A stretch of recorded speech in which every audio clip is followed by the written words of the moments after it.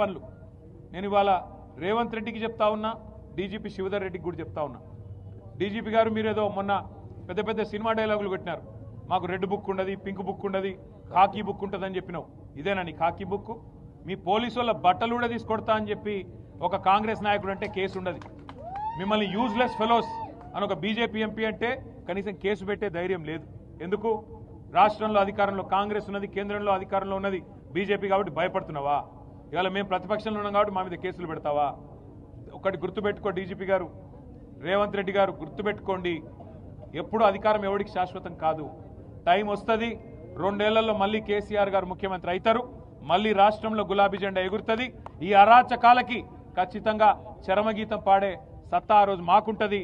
అప్పుడు మీరు ఏ కలుగులో దాక్కున్నా ఇట్లా అరాచకాలు చేసిన అధికారులు కానీ, అరాచకాలు చేసిన మంత్రులు కానీ, ఇవాళ ప్రజాప్రతినిధులుగా ఉన్నవాళ్ళు కానీ ఎవరైనా సరే ప్రజాస్వామ్యాన్ని, చట్టాలను, న్యాయాన్ని, రాజ్యాంగాన్ని తుంగలో దొక్కుతా ఉన్నారో వారందరినీ కూడా వదిలిపెట్టకుండా మళ్ళీ న్యాయస్థానాల ముందు ప్రవేశపెట్టే బాధ్యత మాది. గౌరవించండి, ప్రజల తీర్పును గౌరవించండి. కేతన్పల్లి మున్సిపాలిటీలో వెంటనే ఎన్నికలు పెట్టాలని మేము డిమాండ్ చేస్తూ ఉన్నాం. ఎలక్షన్ కమిషన్ కూడా మేము డిమాండ్ చేస్తున్నాం.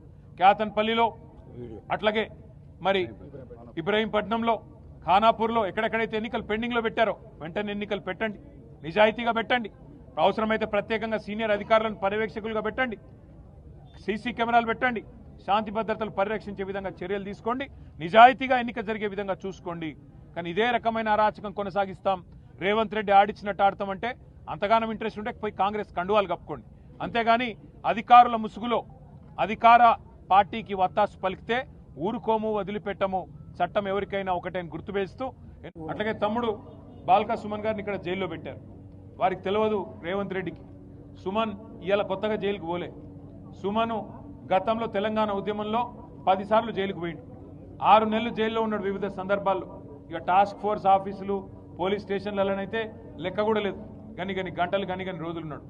సుమను ఇవాళ మీరు జైల్లో పెడితే భయపడతాడనో, లేదా మా నాయకులు భయపడతారనో, మా చెన్నూరులో ఉండే నాయకులు భయపడతారనో, మా మంచిర్యాల జిల్లా నాయకులు భయపడతారనో, మా ఆదిలాబాద్ జిల్లా నాయకులు భయపడతారనో రేవంత్ రెడ్డి అనుకుంటుండొచ్చు. కానీ ఆయనకు నేను ఒకటే చెప్తా ఉన్నా, రేవంత్ రెడ్డికి గుర్తుపెట్టుకో, మళ్ళీ నువ్వు చిప్పగూడు తినే టైం వస్తుంది, గుర్తుపెట్టుకో. ఇట్లాంటి అరాచకాలు ప్రజాస్వామ్యంలో మంచిది కాదు. మేము ఆనాడు